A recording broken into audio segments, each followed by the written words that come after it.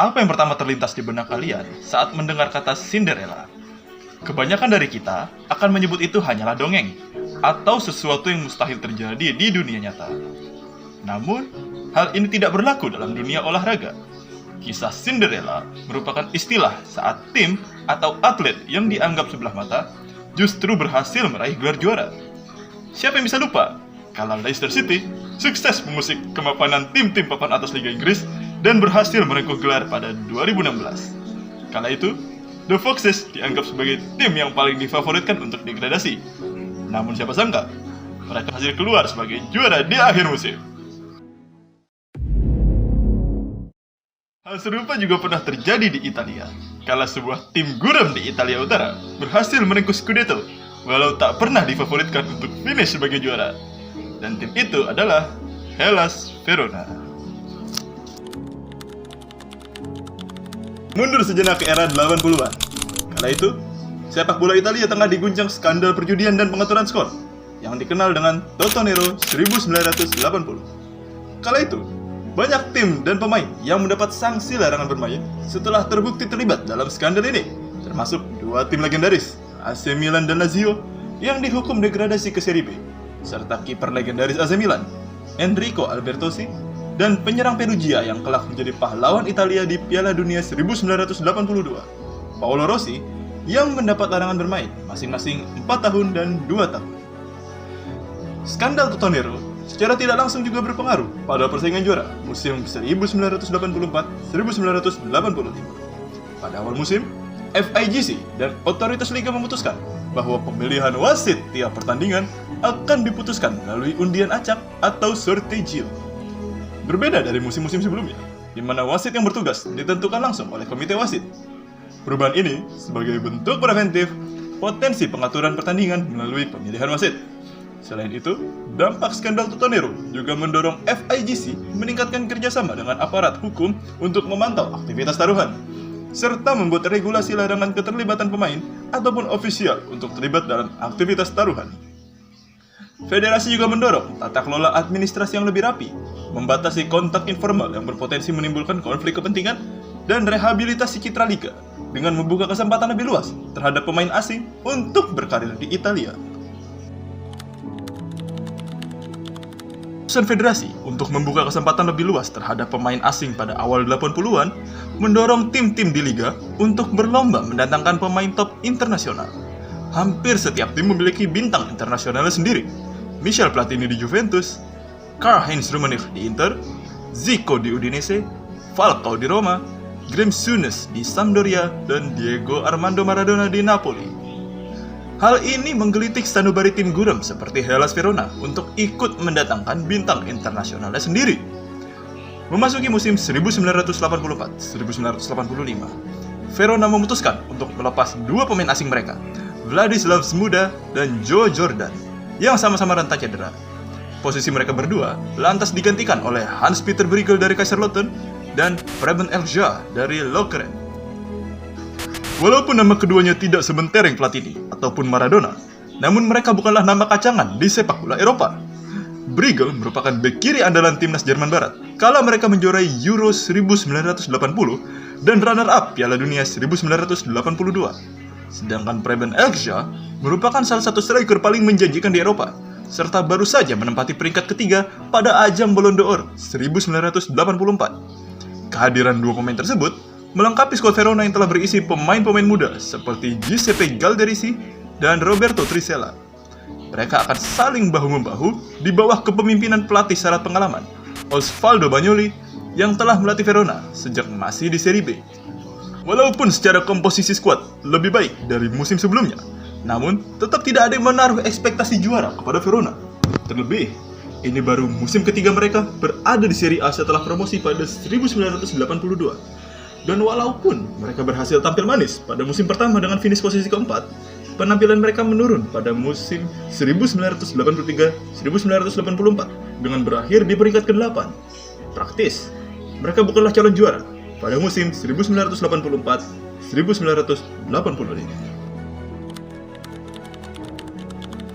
Serie A musim 1984-1985 memunculkan nama Juventus sebagai kandidat utama peraih gelar.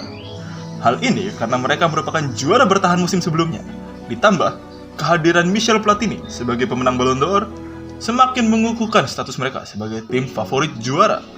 Memasuki giornata pertama, kejutan langsung terjadi. Juventus ditahan imbang Como Calcio dengan skor 0-0. Sementara Hellas Verona di luar dugaan sukses menjadi kapolista di pekan pertama setelah menumbangkan Napoli yang diperkuat Diego Maradona dengan skor 3-1. Hingga giornata keempat, Verona sukses mempertahankan posisinya sebagai kapolista setelah sukses meraih 2 kemenangan atas Udinese dan Ascoli serta 1 hasil imbang atas Inter Milan. Di sisi lain, Juventus hanya mampu memetik 1 kemenangan dan 2 hasil imbang yang membuat mereka tertahan di peringkat kelima. Hasil tersebut memberi motivasi berbeda jelang pertemuan keduanya di giornata kelima. Verona bertekad pertahankan tren positif mereka, sekaligus memperkuat posisi di puncak klasemen. Sementara Juventus butuh kemenangan untuk menaikkan kepercayaan diri mereka untuk mengarungi sisa kompetisi. Pertandingan dihelat di Marc Antonio Bentegodi, kandang Verona. Tim tuan rumah mengusung formasi 3-5-2 pragmatis dengan menempatkan Hans-Peter Bruegel sebagai gelandang bertahan bersama Domenico Volpato, serta menduetkan Preben Elkjær dan Giuseppe Gialderisi di lini depan. Sementara Juve mengusung formasi 5-3-2 dengan Paolo Rossi sebagai andalan di lini serang. Pertandingan berlangsung cukup alot hingga tidak ada tim yang mampu mencetak gol pada babak pertama. Masuk ke babak kedua, Giovanni Trapattoni membuat perubahan dengan memasukkan Michel Platini menggantikan Paolo Rossi dengan harapan sang pemenang Ballon d'Or dapat memecah kebuntuan La Vecchia Signora di laga tersebut. Tak disangka, justru Verona yang berhasil mencuri gol terlebih dahulu. Giuseppe Gialderisi sukses melesakkan gol via sundulan pada menit 62. Gol tersebut sukses membuat Juventus terhentak 3 menit dari gol tersebut. Trapattoni menarik keluar bek kanan Nicola Caricola dan memasukkan Beniamino Vignola yang merupakan seorang gelandang serang untuk semakin meningkatkan daya gedor mereka. Akan tetapi, permainan pragmatis yang diterapkan Bagnoli membuat Juve kesulitan dalam membongkar pertahanan Verona. Alih-alih dapat mencetak gol, mereka justru kembali kecolongan pada menit 82. Preben Elkjær melepaskan tembakan jarak jauh yang gagal dijangkau oleh kiper Juventus, Stefano Tacconi. Skor 2-0 untuk kemenangan Verona. Bagi Juventus, hasil tersebut melengkapi tren buruk mereka yang hanya mampu meraih 1 kemenangan dalam 5 laga awal di Liga, sekaligus menjadi alarm bahaya bagi perjalanan mereka di musim tersebut. Sementara di sisi Verona, kemenangan tersebut tak hanya mengukuhkan posisi mereka di puncak klasemen, tapi juga seolah menegaskan bahwa mereka merupakan ancaman nyata dalam perburuan Scudetto. Pada laga-laga berikutnya, perjalanan Verona terasa sangat mulus. Mereka tak terkalahkan dalam 14 pertandingan pertama di Liga, dan baru merasakan kekalahan di giornata ke-15 melawan Avellino. Dengan 22 poin dari 15 laga, mereka berhasil unggul 1 poin atas Inter Milan di posisi kedua. Saat itu, sistem perolehan masih 2 poin untuk setiap kemenangan. Mereka pun menutup paruh musim dengan tetap berada di puncak klasemen. Namun, publik Italia masih banyak yang sangsi mereka bisa menggait Scudetto di akhir musim. Terlebih, mereka hanya unggul 1 poin dari tim kuat seperti Inter Milan. Keraguan tersebut semakin kuat setelah pekan ke-16. Mereka hanya mampu meraih hasil imbang 0-0 kontra Napoli. Sementara Inter sukses merengkuh kemenangan tipis 1-0 atas Atalanta. Inter sukses menyalip Verona dengan poin identik 23 poin. Hanya unggul produktivitas gol. Namun ternyata tak butuh waktu lama bagi Verona untuk kembali ke puncak klasemen. Hanya berselang sepekan kemudian, giliran mereka yang meraih kemenangan atas Ascoli, sedangkan Inter harus tertahan oleh Avellino. Keduanya pun bertemu pada pekan ke-19. Inter dengan bintang-bintangnya datang ke Marc Antonio Bentegodi, membawa misi mengambil alih pimpinan klasemen. Duet Alessandro Altobelli dan Karl-Heinz Rummenigge menjadi andalan di lini depan Inter, sementara Verona masih mengandalkan permainan pragmatis yang dipimpin Roberto Trizella dan Hans-Peter Bruegel. Gol baru hadir di menit 39 setelah Altobelli sukses menjebol gawang Claudio Garella dan membawa Inter unggul di babak pertama. Memasuki babak kedua, Verona sukses membalas hanya 3 menit selepas kick-off lewat Hans-Peter Bruegel. Skor 1-1 bertahan hingga peluit akhir. Hasil tersebut membuat Verona sukses mengamankan takhta mereka dari upaya kudeta Inter. Kepercayaan diri mereka soal mimpi Scudetto pun perlahan memancar kembali. Puncaknya ialah di pekan berikutnya, kala Inter tertahan oleh Torino dan Verona berhasil menahan Juventus di kandangnya. Bagi pelatih Verona, Osvaldo Bagnoli, hasil tersebut menjadi pertanda alam bahwa gelar Scudetto yang mereka idamkan bukanlah isapan jempol belaka. Dengan hanya 10 giornata tersisa, Bagnoli sangat percaya timnya bisa menjadi juara di akhir musim. 4 giornata berikutnya berjalan mulus bagi Verona. Mereka berhasil meraih 3 kemenangan beruntun serta 1 hasil imbang. Di sisi lain, Inter justru gagal meraih kemenangan dengan hanya meraih 2 imbang dan 2 kekalahan. Hasil tersebut membuat Inter terlempar ke posisi ketiga dan disalip oleh Torino yang kini muncul menjadi pesaing serius bagi Verona. Keduanya pun bertemu di Giornata 25 dalam laga yang berlangsung di kandang Verona. Di luar dugaan, Verona justru menelan kekalahan 1-2. Hasil tersebut membuat jarak poin antar mereka terpangkas menjadi 4 poin. Verona masih memimpin dengan 36 poin, sementara Inter, Juventus, Torino, dan Sampdoria secara berturut-turut mengikuti di belakangnya dengan 32 poin. Situasi makin kritis saat di pekan berikutnya, Verona justru ditahan imbang AC Milan, sementara 2 pesaingnya, Sampdoria dan Torino, sukses merengkuh kemenangan. Pada titik ini, jika mereka menelan 2 kekalahan lagi, maka gelar tersebut lenyap dari tangan mereka. Namun, takdir seolah berpihak pada Verona. Pada 2 giornata berikutnya, 2 pesaing terdekatnya justru gagal meraih kemenangan, sementara Verona sukses mendapat 1 kemenangan tambahan yang semakin mendekatkan diri mereka menuju Scudetto. Giornata ke-29, Verona hanya butuh hasil imbang kontra Atalanta yang diperkuat Roberto Donadoni untuk mengamankan gelar. Bermain di kandang Atalanta, Verona lebih dulu tertinggal saat Eugenio Perico berhasil mencetak gol di babak pertama.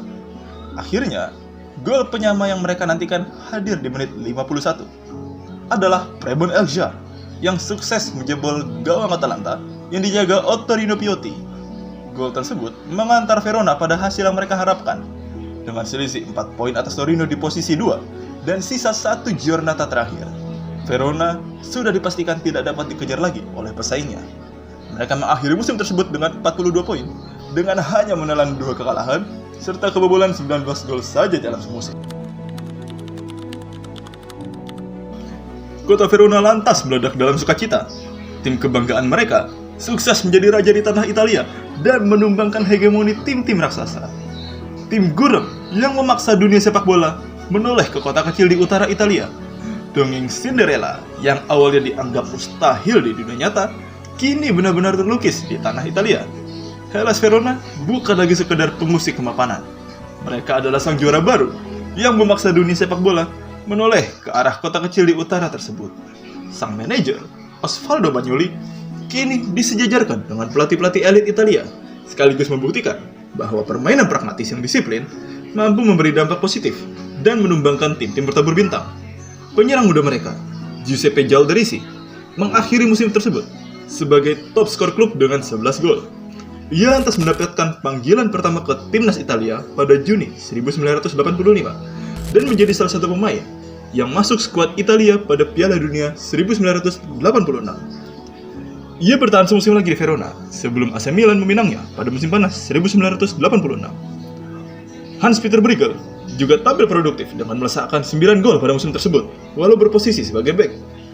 Ia masih bertahan semusim lagi di Verona sebelum hengkang ke Sampdoria, di mana ia bersama Mancini dan Vialli membantu tim tersebut menjuarai Coppa Italia 1988 sebelum menutup karir profesionalnya. Sementara Preben Elgar berhasil menjaringkan 8 gol di musim tersebut dan berhasil finish pada posisi kedua pada Ballon d'Or 1985.